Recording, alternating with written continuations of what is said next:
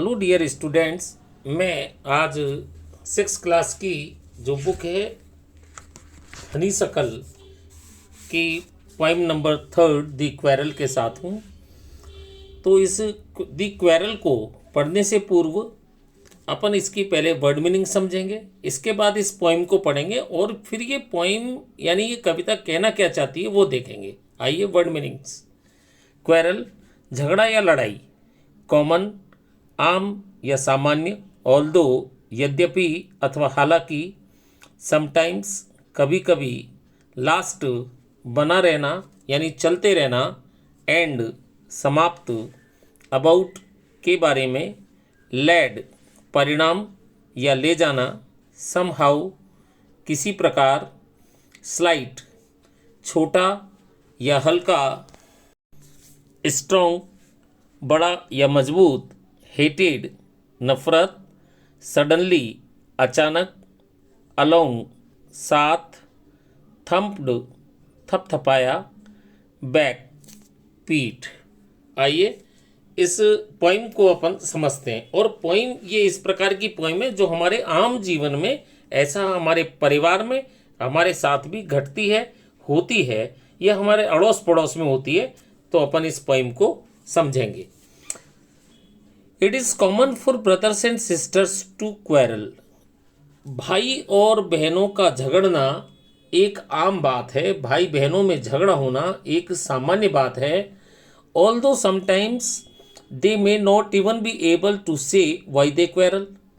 हालांकि कभी कभी वो ये भी नहीं बता पाते, वो ये भी नहीं कह पाते कि वो लड़े क्यों, यानी लड़ क्यों रहे हैं, उनमें झगड़ा क्यों हो रहा है, उनको यही पता नहीं होता।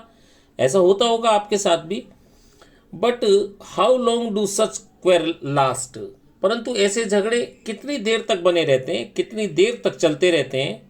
हाउ डू दे एंड, और वे ख़त्म कैसे होते हैं, यानी कि उन झगड़ों का अंत कैसे होता है, ये अपने को इस पोइम में बताया गया है। तो अब ये पोइम देखते हैं। I quarrelled with my brother, I don't know what about. मैंने अपने भाई से झगड़ा किया, लेकिन क्यों किया मुझे नहीं पता। I don't know what about, मुझे नहीं पता किस बारे में किया। One thing led to another and somehow we fell out. एक बात से दूसरी बात बढ़ती गई। One thing led to another, एक बात दूसरी बात से बढ़ती गई। And somehow we fell out, और इसी प्रकार हम असहमत हो गए, हम एक दूसरे से असहमत हो गए। The start of it was slight. झगड़े का आरंभ यानी इसका जो शुरुआत थी वो बहुत हल्की थी, बहुत छोटी थी। The end of it was strong, पर उसका अंत बहुत बड़ा था, भयंकर था, बहुत मजबूत था। He said he was right, वह कह रहा था कि वह सही था, यानी भाई ने कहा वो सही था। I knew he was wrong, और जबकि मुझे पता था कि वो गलत था। अब ये झगड़ा क्यों हुआ इस बात का पता नहीं है, लेकिन उसके जो ऑथर है वो ये कहना चाहता है कि जो भाई था वो मेरा, he said he was right, वो सही था, और जबकि मुझे क्या पता था कि वो गलत था। भाई का कहना था वो सही है और मेरा कहना है कि वो गलत था। वी हेटेड वन अनदर, हम एक दूसरे से नफरत करने लगे। द आफ्टरनून टर्न ब्लैक, दोपहर काली रात के समान हो गई। दोपहर जो थी वो काली रात के समान हो गई, यानी कि जैसे रात हो गई हो, कोई किसी से बात नहीं कर रहा है, सो गए हों, इस प्रकार की रात, इस प्रकार की दोपहर हो गई। Then suddenly my brother thumped me on the back, तभी अचानक मेरे भाई ने मेरी पीठ थपथपाई। तभी अचानक से मेरे भाई ने मेरी पीठ थपथपाई। एंड सेड, और बोला, ओ कम अलोंग, अरे आओ और मेरे साथ आओ। We can't go on all night, हम पूरी रात इस तरीके से नहीं रह सकते, हम पूरी रात इस प्रकार झगड़ नहीं सकते। I was in the wrong, गलती मेरी थी। I was in the wrong, गलती मेरी थी। So he was in the right, इसलिए वह सही था। तो ये हमारी पोइम। अब इस पोइम में एक्चुअल कवि ने क्या कहा है इसका अपन थोड़ा सा विस्तार से समझें। तो देखिए कवि का इसमें पोइम में जो है वो मेन बात क्या है। कवि का अपने भाई के साथ में झगड़ा हुआ था। वे दोनों लड़ रहे थे और लड़ाई का कारण भी नहीं जानते थे, जो हमारे परिवार में भी होता है, हमारे घर में भी होता है। ये लड़ाई कई चीज़ों की वजह से हो जाती है। एक बात दूसरे रास्तों को दे, यानी एक बात वो कहता, दूसरा बात सामने वाला, यानी दो जनों के बीच में जब लड़ाई होती है तो दोनों ही अपनी अपनी बात को कहते हैं और मानने को कोई तैयार नहीं होता। एक बात दूसरे को रास्ता दे रही थी, लड़ते हुए दोनों नीचे गिर गए।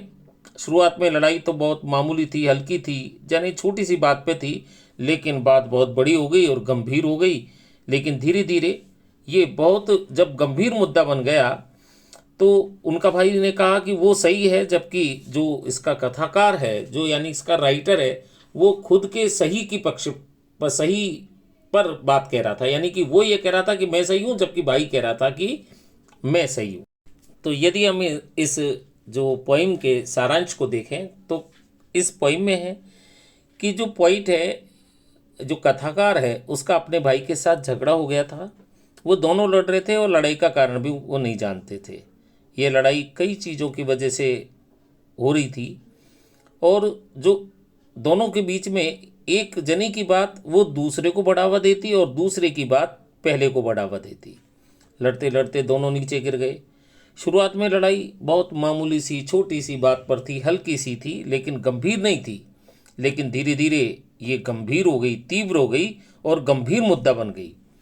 उनके भाई ने कहा कि वो सही थे, जबकि कथाकार खुद को सही बता रहा था, यानी खुद के सही होने के बारे में सोच रहा था।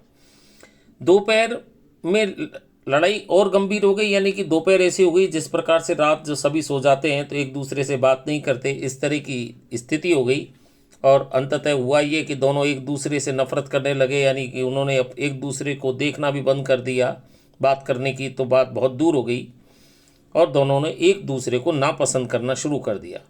अचानक एक कवि के भाई ने उसे पीछे से, यानी उसकी पीठ पर एक हाथ मारा प्यार से और उसे साथ ले जाने के लिए कहा, क्योंकि रात भर बात को खींचना, यानी उस झगड़े की बात को खींचना सही बात नहीं थी। जो भाई था उसने विनम्रतापूर्वक ये कहा कि भाई वो गलत था, जो साबित हुआ उसकी उदारता, यानी कि जो उसने कहा वो बड़ी उदारता से कहा कि भाई वो गलत है। तो इससे कवि का जो या कथाकार था उसका दिल हिल गया और उसने महसूस किया, यानी उसने मान लिया कि भाई वो गलत है, यानी कि दोनों ही अपने आप को गलत मानने लगे। और कुल मिलाकर बात ये थी कि उस झगड़े को किसी भी प्रकार से समाप्त किया जाए।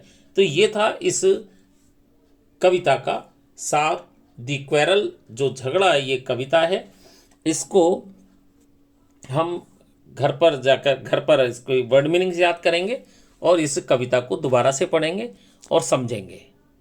Bye. Tell me pretty lies, look me in the face, tell me that you love me, even if it's fake.